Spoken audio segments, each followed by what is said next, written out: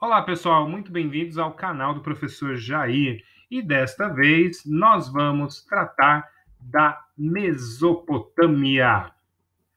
Antes de mais nada, se inscreva no canal, ative as notificações e se você gostar do vídeo, clique ali em curtir, ok? O termo Mesopotâmia vem da língua grega, significa entre rios, no meio dos rios, meso e potâmia. Potâmia, você deve se lembrar de hipopótamo, que é cavalo do rio, também uma palavra de origem grega. Mesopotâmia, porque foi a civilização que surgiu ali entre os rios Tigre e o rio Eufrates, onde hoje é o Iraque. Porém, ainda pega um trechinho ali do atual Irã, um trechinho da Síria, um pedaço da Turquia também. Foi uma civilização que surgiu ali por volta de 5.000 anos, ocupação daquela região por volta de 5.000 anos, e muitos povos se sucederam ali, mas os principais que a gente poderia citar aqui seriam os sumérios, seriam os acádios, os amoritas, os assírios e os caldeus. Todos eles, de uma forma ou de outra, contribuíram enormemente para a civilização, não só ali no Oriente Médio, como também para a nossa civilização nos dias de hoje. Antes de dar continuidade, vamos relembrar um pouquinho de coisas que nós já discutimos em aulas anteriores. Nós já estudamos que a nossa espécie de Homo sapiens surgiu na África ali por volta de 190 mil anos atrás e a partir dali foi se espalhando por outros continentes. Se você observar, as pessoas que saíam aqui do continente africano para se espalhar para outros lugares, forçosamente passava por aqui, ó. Então, essa região aqui, ó, entre a África, a Ásia e a Europa, a região do Oriente Médio, foi uma área que, ao longo da história, recebeu um fluxo enorme de pessoas vindo de diversos lugares, né? Várias migrações ali. E nessa região, nós temos condições geográficas diferenciadas. Nessa região ao norte da África e nessa região aqui da Península Arábica, o que predomina são desertos. Consequentemente, todas as pessoas que passavam por ali, saídas da África, elas acabavam se fixando, obviamente, nos locais onde havia maior possibilidade de vida, ou seja, perto de grandes rios, lagos, pântanos ou nascentes de água. Por essa razão, algumas áreas foram mais ocupadas que outras. Observem aqui nesse mapa o Rio Nilo, observem aqui o Rio Jordão, observem os rios Tigre e Eufrates. Foi, obviamente, uma necessidade para garantir a vida dessas pessoas que vinham. Nós temos ali, por volta de 10 mil anos atrás, o desenvolvimento da agricultura, ou seja, do plantio de alimentos, e para isso era necessária a presença dessas pessoas próximas de grandes rios, ou de lagos, ou de locais onde fosse possível irrigar a plantação e garantir a vida dessas pessoas. Por isso mesmo é que os primeiros assentamentos humanos, as primeiras cidades, as primeiras vilazinhas e povoados foram surgindo às margens dos grandes rios, partindo aqui da África, do Rio Nilo, essa região que eu citei do Rio Jordão, o Tigre e Eufrates aqui, a região do Rio Indo, aqui, e o Rio Ganges também na Índia, e o Rio Azul e Rio Amarelo na China. Esses Homo sapiens se espalhando, construindo pequenas cabanas de madeira, de palha, para se protegerem ali das intempéries, e, consequentemente, foram surgindo as primeiras cidades. A mais antiga, que se sabe até o momento, é a cidade de Çatalhöyük.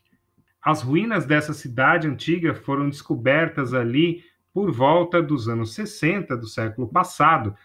Ela ficava na atual Turquia, aqui região sul da Turquia, e acredita-se que ela tenha surgido por volta de 7.000 anos antes de Cristo, muito antes das cidades do Egito, da Mesopotâmia, e essa seria a reconstrução das casas ali, de uma parte desse povoado, e aqui mais ou menos como seria o esquema ali das casas. Era uma cidade, obviamente, pequena, 7.000 anos antes de Cristo, né? Quando a gente fala em cidades, a gente tem que tomar cuidado para a gente não ficar imaginando cidades como São Paulo, que são gigantescas, né?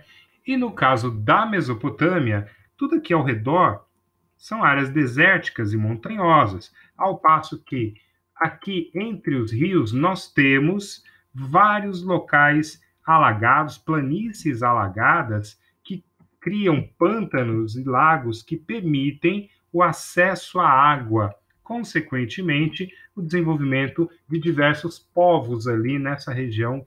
Aqui nesse mapa, nós vemos, por exemplo, alguns desses povos.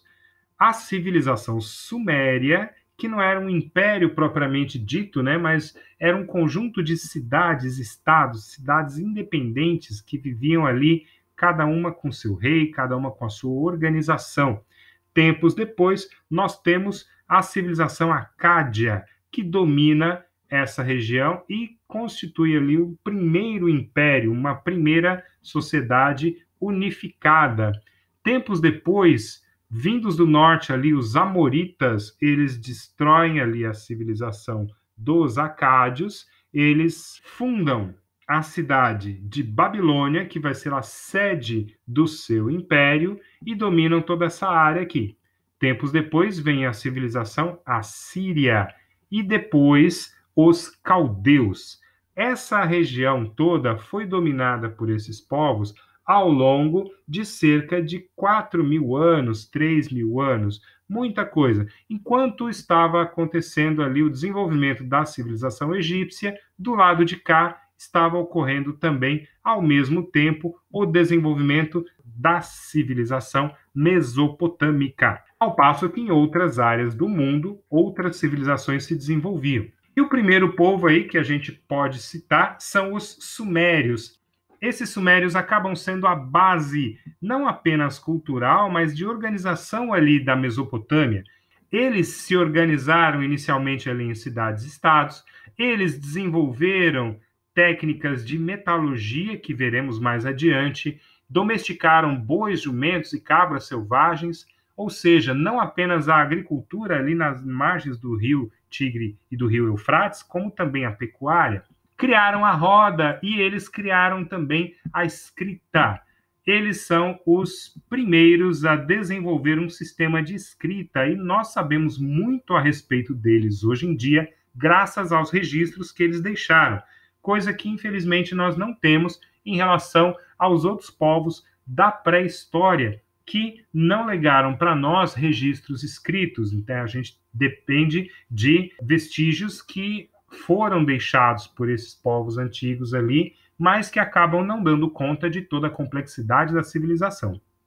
Veja aqui que a civilização suméria, ela se organiza principalmente nessa região mais ao sul, região de pântanos, de lagos aqui e de planícies alagáveis entre os rios Tigre e Eufrates. E apesar de termos registros de outras cidades mais antigas que as cidades da Suméria, aqui nós temos primeiramente um conjunto de diversas cidades. Então, nesse período, as cidades eram independentes, cada uma com seu rei e sua nobreza, cada uma com uma organização social diferente e cercada, independente, que fazia algum tipo de comércio com as suas vizinhas e que algumas vezes entrava em choque contra elas. Uma das mais importantes cidades do período era a cidade de Uruk, muito famosa por conta de um rei, possivelmente lendário, chamado Gilgamesh, que tem a ver com o mito do dilúvio, que nós conhecemos aí muito bem, já ouvimos falar a respeito do dilúvio. Uma outra cidade-estado importante era a cidade de Nippur, o centro religioso ali dos sumérios, e a cidade de Ur, também bastante importante, uma das mais importantes ali daquele período, e que aparece em várias situações, inclusive na Bíblia aparece lá a cidade de origem do patriarca Abraão da Bíblia. Aqui nós temos um desenho de como seria a cidade de Ur, ela situada aqui numa espécie de uma ilha fluvial aqui do rio Eufrates. Por fora das muralhas da cidade, teríamos então as plantações, a agricultura, utilizando-se muito dos canais de irrigação. Nós tínhamos essa região que é a praça central, onde ficava o palácio do rei, e ficava também o zigurate, que nós falaremos em breve a respeito. Nessa região ficava, então, o templo, era onde era recolhida e guardada parte da produção dos agricultores, que eles pagavam como impostos, e aqui nós tínhamos algumas entradas, os portos aqui, onde vinham os visitantes, onde as pessoas saíam ali para fazer comércio, e acredita-se que na cidade de Ur viviam cerca de 30.000 pessoas. Ela era uma das cidades-estados que existiam ali na região da Mesopotâmia. Esses canais de irrigação que eu citei aqui eram importantes para levar a água do rio para as plantações, e até hoje nós temos vestígios dos antigos canais de irrigação, bem como registros aqui em pedra de sistemas de irrigação, por exemplo, um mecanismo chamado de Shaduf, e foram os sumérios que desenvolveram inicialmente a escrita, principalmente como forma de facilitar as transações comerciais, né? Porque é muito difícil você fazer comércio sem registrar as quantidades de coisas que você está vendendo. Como nós vimos, os sumérios dominaram ali a região até por volta de 2350 a.C. Nessa época, aproximadamente, os acádios dessa região mais central acabaram dominando essa região e ampliando o seu domínio não só aqui na região da Suméria, como na região mais acima também, constituindo o primeiro império dessa área. E assim eles ficaram por cerca de 250 anos. Na história, não é um tempo tão grande assim. Rebeliões internas e invasões de povos aqui do norte derrotaram os acádios. Vale lembrar que essas rebeliões, porque ao longo de séculos e séculos, cidades eram independentes, então era muito difícil você centralizar o poder nas mãos de um único imperador, de um único rei, quando há toda uma história, uma trajetória aqui, uma tradição de independência dessas cidades.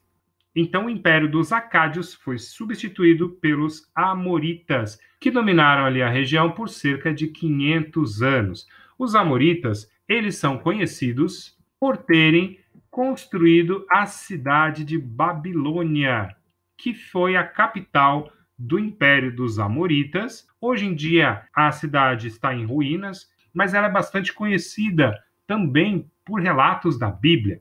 E, além disso, os amoritas desenvolveram o chamado Código de Hammurabi. Hammurabi foi um rei, provavelmente ali por volta de 1754 a.C., que mandou registrar em pedra, na linguagem desenvolvida ali pelos sumérios, né, naquele tipo de escrita cuneiforme, as leis e regras estabelecidas ali. Talvez não seja o conjunto de leis mais antigo que existiu, mas é o conjunto de lei mais antigo que nós tivemos acesso, justamente pelo fato dessas leis terem sido registradas a mando do rei. Essas leis também são conhecidas pela expressão olho por olho, dente por dente, e você observa bem o porquê. Ao observar cada uma dessas leis, então, é como se o crime que a pessoa cometeu fosse pago de forma semelhante ao dano que ele causou. E se você observar algumas práticas de justiça na região do Oriente Médio, nos dias de hoje, se assemelham ainda a algumas dessas leis do Código de Hammurabi, basta lembrar que nos dias de hoje, em alguns países ali da região do Oriente Médio, é comum decidir-se por cortar a mão da pessoa que cometeu algum tipo de assalto. Então é como se ela cometesse o crime com a mão e ela pagasse com a mão também. Percebam aí a lógica do sistema. Os amoritas foram derrotados pelos assírios, cavaleiros vindos do norte, com uma nova tecnologia de guerra além do cavalo, as armas de ferro, coisa que ninguém usava naquela época. E a tecnologia era tão avançada que eles chegaram a construir um grande império até a região do Egito. E esse império durou cerca de 1000 anos, aproximadamente. Enquanto aqui embaixo desenvolveu-se os sumérios, mais acima aqui os acádios e amoritas, os assírios vinham aqui do norte, e a partir do norte eles ocuparam essa outra região aqui, dominando vários povos vizinhos e cobrando deles impostos. Aqui nós vemos um painel registrado em pedra, onde mostra 2 estrangeiros que estão indo ao rei assírio pagar tributos. Por fim, os assírios foram vencidos pelos caldeus, um povo ali do sul daquela região da Mesopotâmia, nessa área onde antes viviam os sumérios. Eles, os caldeus aqui do sul, se rebelam, eles vão formar uma aliança com os medos, que era um povo aqui da região da Média, no atual Irã, e eles fazem uma campanha militar contra os assírios e vencem os assírios. Estabelecem, então, como capital a cidade de Babilônia, que já tinha sido a capital dos amoritas.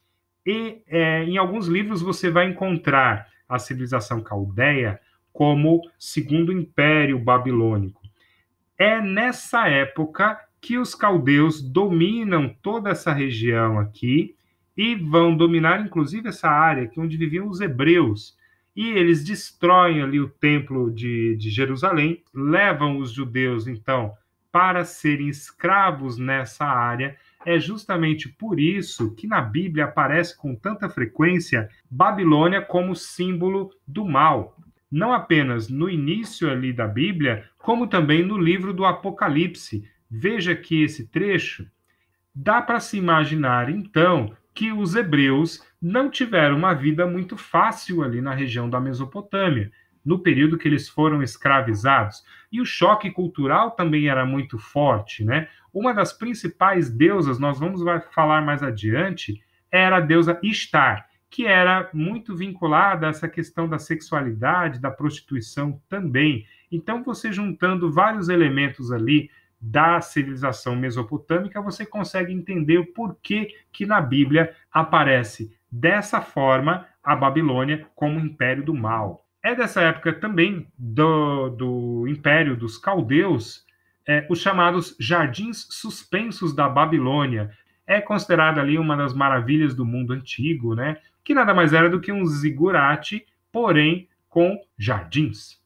Inclusive, essa ideia de um zigurate, mais adiante nós vamos tratar a respeito, também aparece na Bíblia em relação à história da Torre de Babel. Babel vem de Babilônia. Os hebreus chamavam Babilônia de Babel, daí a ideia de Torre de Babel.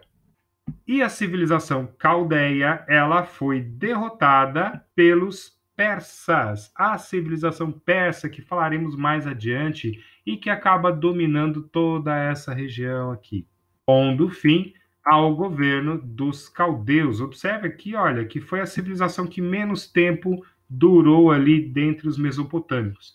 Depois disso, a região foi dominada, além dos persas, pelos macedônios. Depois, outros povos da região se sucederam ali, e só no século XX é que nós temos, finalmente, a independência daquela área ali, a constituição de países como Iraque, como Irã, Síria, Turquia, da maneira que conhecemos nos dias de hoje. Tratamos de governo, tratamos de política, falamos ali da sucessão de impérios, e é importante a gente falar da economia, atividades econômicas, atividades que geram lucro. Nós vimos já que, por morarem às margens do rio Tigre e do rio Eufrates, a vida dessas pessoas estava muito ligada à produção agrícola e também à pecuária. O rio desempenhava uma função extremamente importante na vida dessas pessoas. E, obviamente, várias coisas faltavam ali. Por essa razão, o comércio era bem desenvolvido entre mesopotâmicos e outros povos, principalmente porque, além de estarem no meio dos grandes rios aqui, eles estavam no meio de 3 continentes. Então, uma civilização rica e importante como a civilização egípcia, povos ali da Europa, né, se desenvolvendo já ali, os gregos, aqui o pessoal, os minoicos, aqui o pessoal da Ásia também, da Índia, da China também. Então, ela bem aqui no meio do caminho fazia comércio com diversos povos, conforme nós vemos aqui. Observem que é principalmente minério, metais, né, e pedras preciosas. Aqui nós temos nesse mapa uma relação de rotas comerciais entre essas cidades da região da Mesopotâmia e outras áreas aqui, ó. Nós tínhamos uma série de redes aqui de comércio fazendo a ligação entre as cidades, o que trazia bons lucros para esse grupo social ali, os comerciantes. Além da troca de produtos, tecnologias, conhecimentos e mitos, como a Bíblia mostra claramente. E além da agricultura e do comércio da pecuária, nós tínhamos também o artesanato. Nós temos aqui neste relevo uma mulher tecendo, né, tecendo e fiando ali. Era muito comum a venda desses produtos também para outras regiões, bem como objetos feitos de vidro, né? Consta que foram os mesopotâmicos que criaram os primeiros objetos de vidro. E isso, obviamente, era um produto bastante interessante para comércio. Dessa forma, a economia acaba fazendo com que surjam grupos sociais, não apenas ligados à questão política, de comando de quem trabalha, não, mas grupos ligados às atividades econômicas. Aqui nós temos algumas informações sobre a sociedade da Suméria, do começo ali das civilizações mesopotâmicas, mas que depois boa parte dessa tradição vai ser replicada, reproduzida em outros, né, em outros povos, entre os acádios, amoritas, assírios e caldeus. Neste caso aqui especificamente, fala-se a respeito das profissões, das atividades comerciais ali e da possibilidade de boa parte dessas pessoas conseguirem aí um sustento até que satisfatório. Essa outra informação diz respeito à alimentação dessas pessoas, né, do que eles se alimentavam. E essa outra diz respeito ao tipo de vestuário que utilizavam. Já essa outra informação relacionada ao tipo de casa, como que era a vida dessas pessoas e mais alguns detalhes aqui, inclusive bastante interessantes, né, diferentes, em relação aos costumes das pessoas ali na região da Suméria. Vejam como o texto anterior dizia, as casas eram bastante pequenas. Aqui a gente tem uma maquete, né, de uma casa, de como seriam as casas da região da Mesopotâmia. Falamos de política, falamos de economia, falamos de sociedade e agora nós vamos tratar um pouco a respeito dos aspectos culturais da civilização mesopotâmica. E o primeiro, né, o que mais chama a atenção, o que mais se destaca é justamente a escrita e o fato desse povo ter desenvolvido primordialmente a escrita. Conforme eu citei pouco tempo atrás, a escrita foi utilizada, né, foi inventada para facilitar o comércio. E os mesopotâmicos utilizavam esse estilo de escrita que eles colocavam em tábuas de argila ou em blocos como este daqui. Inicialmente, os sinais representavam objetos, coisas ou ações. Então, aqui dá para você imaginar a cabeça de um touro, uma tigela, a cabeça de uma pessoa junto a uma tigela passa a ideia de comer, aqui o pé e assim por diante. Com o passar do tempo, os desenhos vão se transformando em traços que vão dar origem a determinados tipos de letras. E com isso, você tem a criação de um alfabeto.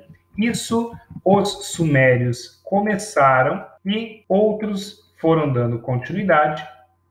Veja que, por exemplo, nesta tabela, o processo evolutivo dos sinais aqui da escrita, como esses desenhos acabam virando traços assim. Convenhamos, é mais difícil realmente você desenhar uma pessoa aqui, olha, do que você fazer um traço, ou alguns traços, né? Neste caso, o céu, ou Deus representado como uma estrela aqui, por volta de 3.300 a.C.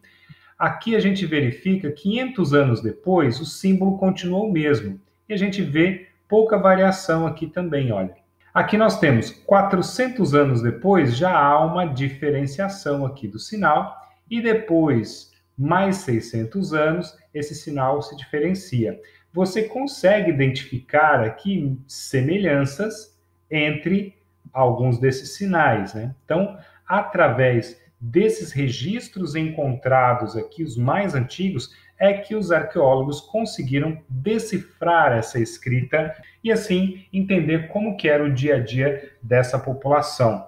Aqui nós vemos um exemplo de como seria essa escrita, né, em uma tabuazinha de argila ainda úmida, e aí através desse tipo de estilete, esse pedaço assim de madeira, a pessoa faria os sinais correspondentes aos símbolos aqui, a escrita cuneiforme, né? Cuneiforme porque tinha o formato de cunha essa madeirinha aqui. Inclusive, o tipo de escrita não era realizada apenas em blocos de argila, mas a gente vê aqui também esculpidos na pedra. E dessa forma, nós tivemos acesso ao Código de Hammurabi, à Epopeia de Gilgamesh, vários escritos relacionados ao cotidiano desses povos, e nós conseguimos aprender bastante coisa deles a partir disso daí.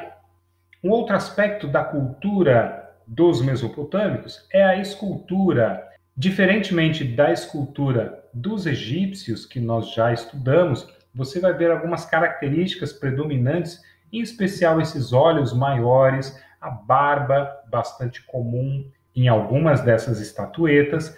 Essa imagem, por exemplo, retratada em pedra de um espírito, essa espécie de espírito protetor, de guardião do palácio do rei da Assíria, uma cabeça de homem com um corpo ali de leão, mas com asas. E hoje, boa parte dessas esculturas estão em museus europeus, preservados das constantes guerras que, infelizmente, acabam destruindo os patrimônios históricos daquela região ali do Oriente Médio.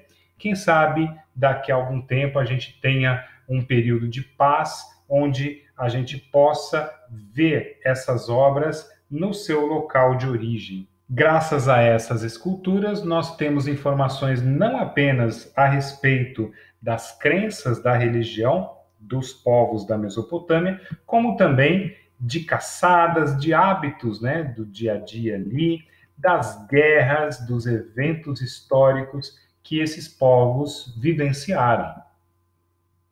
Outra característica cultural dos mesopotâmicos na arquitetura, nós temos como principal destaque o chamado zigurate, que é esse tipo de construção semelhante a uma pirâmide que utiliza plataformas diferentes, né? Então você tem aqui as pirâmides do Egito, as primeiras pirâmides nesse formato. Aqui um exemplo da pirâmide maia, aqui na região do México, Guatemala, na América. E o zigurate era algo parecido com uma pirâmide ali e bastante frequente nessa região da Mesopotâmia. Cada um desses sinais coloridos aqui mostra os locais onde nós temos até hoje vestígios ou zigurates preservados. E aqui nós temos uma fotografia desse zigurate da cidade de Ur, uma das principais cidades, uma das mais antigas cidades ali da Mesopotâmia, da época dos Sumérios ainda. Inclusive, o zigurate é a origem de mais uma história bíblica, né, que a gente acompanha ali na Bíblia, que é a história da Torre de Babel.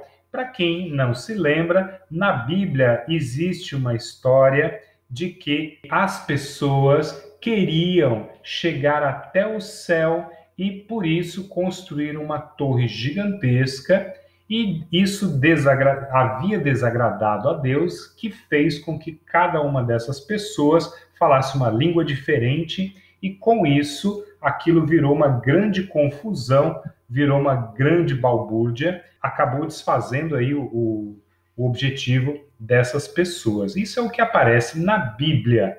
Como nós já estudamos, na época do Império dos Caldeus, eles dominaram a região ali dos hebreus, escravizaram os hebreus, inclusive muitos hebreus foram levados para a Mesopotâmia, para a Babilônia, capital dos caldeus, e foram utilizados como escravos. Sofreram muito ali nessa época. Então, eles acabaram vendo uma série de características ali da civilização da Suméria e adaptaram essas características contando essas histórias ou contando o que viam a partir da visão que eles tinham. Então, para eles, de repente, um zigurate onde várias pessoas estavam ali de diversas regiões falando línguas diferentes seria algo parecido com aquilo que foi retratado no caso da Bíblia. Nós temos aqui mais duas informações diferentes, além da Bíblia que nós citamos, né? Nós temos aqui uma pintura de um pintor aqui da época do Renascimento holandês, que não foi até a região da Mesopotâmia, ele pintou com base na história da Bíblia. E aqui nós temos um relato de um historiador grego, Heródoto, a respeito do zigurate, do que seria essa torre. É interessante na história você ter mais de um relato e você poder comparar cada um desses relatos, cada um desses vestígios, e assim você saber qual era a impressão, qual era a ideia que cada um desses povos tinham, sejam eles aqui os gregos daquela época, sejam eles os hebreus aqui no período da Bíblia, da escrita da Bíblia, ou mesmo a representação séculos depois, na época do Renascimento. Falamos da Bíblia, falamos dos hebreus, e não apenas na Bíblia aparece essa história da Torre de Babel, que diz respeito à Mesopotâmia, como também um dos mitos mais interessantes ali, mais conhecidos da Bíblia, que é a história do dilúvio de Noé. Todo mundo já ouviu falar, aquela história de que Deus dá uma ordem para Noé para que construa uma arca e coloque ali espécies de animais, né, para que ele salve esses animais e salve a família de Noé, porque a humanidade seria castigada a partir dali. O que ocorre é que, quando nós vamos estudar a história de povos antigos, nós vemos que o mito do dilúvio é algo que aparece em povos extremamente diferentes. Aparece na Grécia, na Índia, inclusive aqui na América, entre os Incas. Pode haver uma explicação para isso, que é o fato do degelo na era glacial. Vocês se lembram ali da Era do Gelo, né? Muita gente assistiu aquela animação, né? A Era do Gelo, e houve épocas de glaciação, né? na Terra, onde o planeta esfriou bastante, boa parte das regiões do hemisfério norte e sul ficaram congeladas, o nível do mar baixou, porque boa parte da água estava congelada, esse gelo foi derretendo, a água foi subindo e inundando várias regiões litorâneas. Então você imagina na cabeça de alguém lá da pré-história ou lá da época do Neolítico, construções ali na beira-mar, o mar subindo de uma hora para outra, tudo aquilo apagando, tudo aquilo sendo varrido pelo mar, e mesmo que lentamente, né? Mas aquela velha história, que conta um conto, aumenta um ponto. Então, muitas vezes, depois da terceira ou quarta geração contando essa história, muita coisa pode ter sido inventada ou amplificada pelas pessoas que contavam. Então, de repente, o que pode ter sido um aumento gradativo do nível do mar, de repente passa a ser contado como um aumento de uma hora para outra, e surgem novos elementos nessa história. O fato é que é possível que a história da Bíblia, de Noé, da Arca, diz respeito à história da Mesopotâmia, aqui, de um rei chamado Gilgamesh. E essa história é retratada, por exemplo, aqui, olha, nessa reportagem da revista Super Interessante, de abril de 2020, sobre o mito do dilúvio. Dê uma pausa no vídeo, faça a leitura. Esse texto, ele diz respeito à chamada Epopeia de Gilgamesh. Mais uma pausa no vídeo para fazer a leitura. Mais uma pausa. E mais uma. Nós temos acesso a essa história graças aos registros escritos que ficaram ali preservados na biblioteca do imperador Assurbanipal na cidade de Nínive, entre os assírios. E importantíssima essa história para que a gente possa ter uma noção mais clara de como os povos antigos eles vão trocando informações, eles vão trocando conhecimentos e muitas vezes eles vão reprocessando os conhecimentos como se fossem deles próprios. Já mais de uma vez tratamos da religião e falei com vocês que os mesopotâmicos eram povos muito religiosos e quando a gente estuda a história antiga, nós vamos verificando que lá na pré-história os seres humanos começaram, em algum momento, o Homo sapiens começou a ter o que se chama de pensamento mágico, né? De você observar fenômenos da natureza e como você não tinha como provar cientificamente naquela época os fenômenos naturais, você via com frequência essas populações criando mitos, criando explicações sobrenaturais. Então, um relâmpago, ou o nascimento de uma planta, ou a vida e a morte, tudo isso acaba relacionado a movimentos ou situações sobrenaturais, místicas. Daí surgem religiões em diversas partes do mundo. E no caso dos mesopotâmicos, era muito forte essa influência da religião e dos fenômenos sobrenaturais sobre eles, né? Eles eram muito supersticiosos. A astrologia surgiu justamente na região da Mesopotâmia. Cada cidade tinha um deus diferente, e aqui nós vemos soldados assírios que invadiram e ocuparam determinadas cidades e estão tirando os deuses daquelas cidades para substituí-los por outros, pelos deuses deles. Veja que, assim como no Egito Antigo, os reis se colocavam também como representantes dos deuses. É uma forma de você garantir a obediência da população, porque afinal de contas, se o governante é um representante dos deuses, você vai pensar duas vezes antes de se colocar contra esse deus. Nessas civilizações antigas do Egito, da Mesopotâmia e outras, onde a religião tem um papel muito destacado, a gente percebe que os sacerdotes, as pessoas envolvidas ali nessas atividades religiosas, também detinham muito poder. Veja aqui neste texto algumas informações sobre os sacerdotes que tinham funções diferentes, além das funções religiosas e ritualísticas, como rituais de adivinhação, exorcismos. Havia também as pessoas envolvidas com a administração nos templos, né? Eram os templos dos mesopotâmicos, onde ficava guardado ali nos zigurates, nos templos, o alimento que era cobrado como imposto.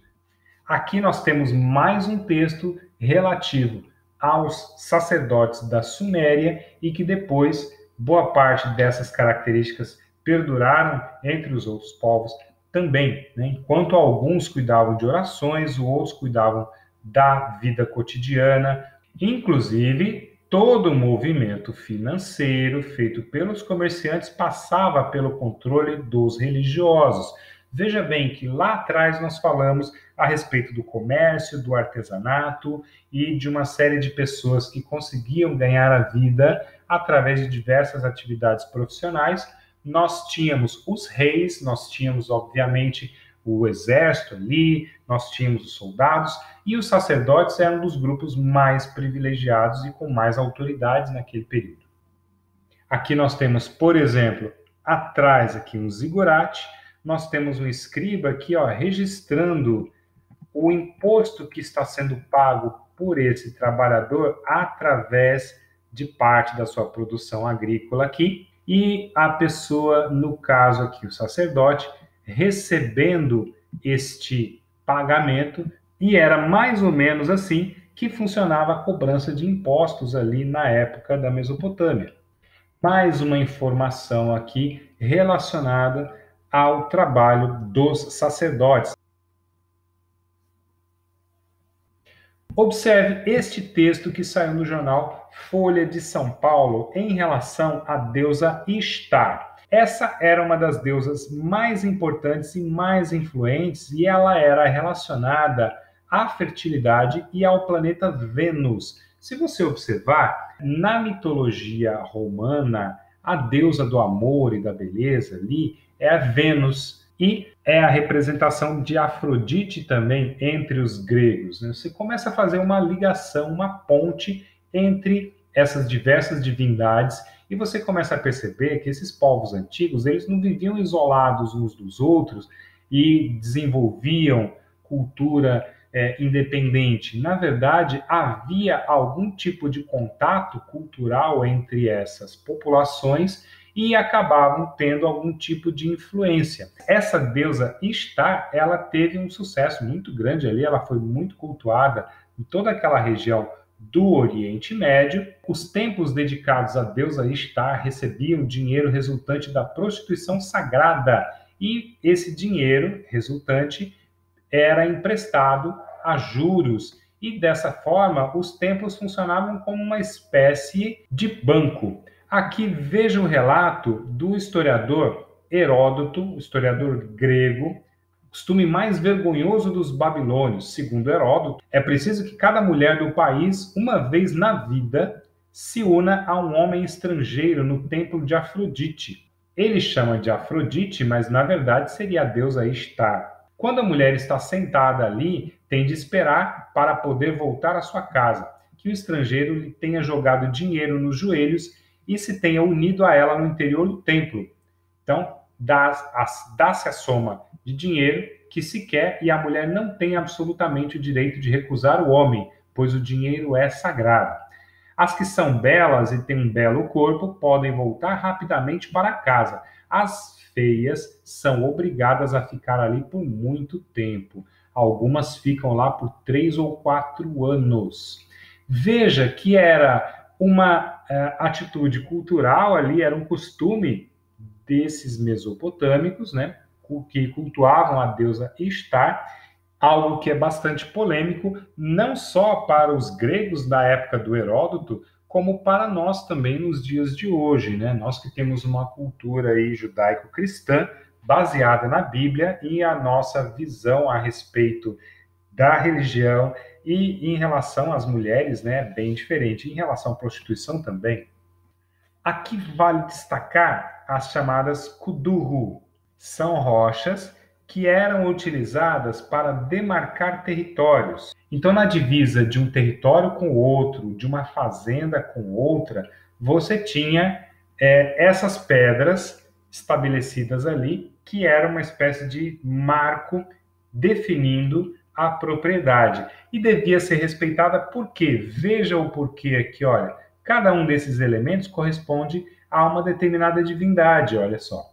Então, era uma maneira de dizer, olha, respeite a divisão territorial, porque você está perante os deuses. Numa sociedade extremamente religiosa, extremamente supersticiosa, isso daí tinha uma autoridade muito grande. E o fato de observar tantos céus e estudar ali esses deuses fazia com que várias pessoas, sacerdotes, mas não apenas eles, né, observassem bastante ali o movimento dos astros, o movimento das estrelas, do sol, e, consequentemente, uma série de conhecimentos ligados à astronomia foram desenvolvidos pelos babilônios, pelos caldeus, pelos sumérios, por todos aqueles povos. Inclusive, nessa reportagem do jornal Folha de São Paulo, há um relato de um cálculo da posição de Júpiter, do planeta Júpiter, através de um gráfico geométrico, que é algo que demonstra um conhecimento não só da astronomia, mas da matemática, da geometria também bastante grande para uma civilização antiga como essa. Dê uma pausa, faça a leitura. E esse tipo de conhecimento na astronomia, nas ciências e na matemática vai aparecer também de outras formas. Veja aqui esse relato em relação à matemática. Veja aqui essa outra reportagem do jornal Folha de São Paulo, que mostra registros aqui na escrita cuneiforme de conhecimentos de neurologia e psiquiatria. Traduzindo, eles conseguiam decifrar algumas perturbações ou algumas doenças ali de ordem neurológica ou psiquiátrica, só que diferentemente dos dias de hoje, né, o tratamento era baseado sempre nessa visão mística, supersticiosa que eles tinham, né? Dê uma pausa no vídeo para fazer uma leitura mais detalhada.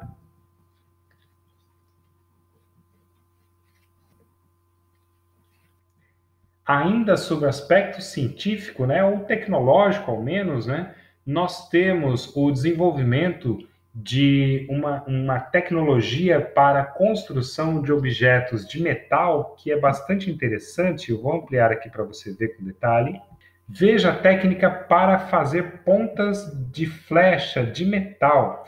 Fazer um molde de cera no formato da ponta da flecha e cobriam esse molde de cera com argila. Olha aqui a argila de novo, hein? E depois, com esse molde aqui mergulhado na argila, né? Como era de cera, basta você aquecer, a cera vai derreter, a argila já vai estar seca e, consequentemente, você vai ter esse oco aqui.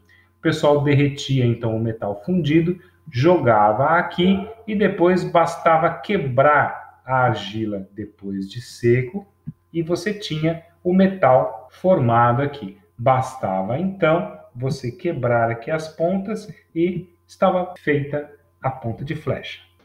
E é isso aí. Encerramos essa videoaula sobre os povos da Mesopotâmia. Nós tratamos da origem, nós tratamos da localização, aspectos políticos, econômicos, nós falamos a respeito da sociedade e dos diversos aspectos culturais. Se você gostou desse vídeo, curta, compartilhe, se inscreva no canal, deixa ali o seu joinha, tá certo? E aguardo você na próxima videoaula do professor Jair. Um abraço e até a próxima!